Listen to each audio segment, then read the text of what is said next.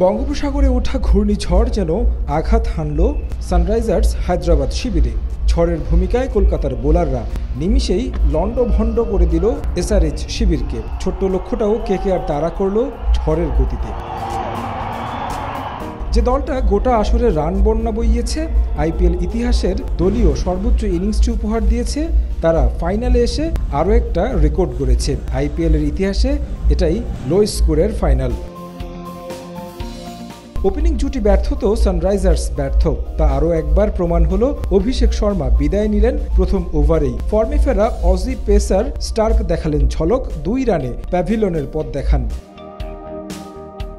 রাহুল ত্রিপাঠীকে নিয়ে দলকে এগিয়ে নেওয়ার কথা ছিল ট্রাভিস হেডের। কলকাতার সামনে পরাস্ত অজি, এসআরএইচের পতন শুরু এখান থেকেই।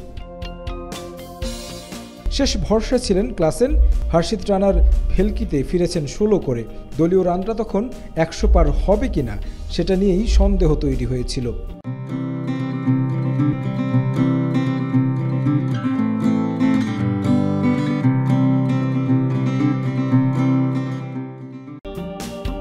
অধিনায়ক প্যাট কামিন্স ব্যাট হাতে শেষ লড়াইটা করেছেন। 24 রান আসে তার ব্যাট থেকে, 113 রানে গুটিয়ে যায় সানরাইজার্স।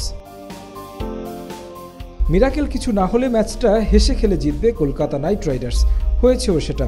তবে শুরুতে একটা ভয় ধরিয়েছিল এসআরএইচ অধিনায়ক প্যাট কামিন্স। যেটুকু চেষ্টা ছিল এসআরএইচের তা এখানেই শেষ। ভেঙ্কটেশ আইয়ার আর রহমানুল্লাহ গুরুবাজ মিলে ম্যাচটাকে নিয়ে যান সানরাইজার্সের নাগালের বাইরে।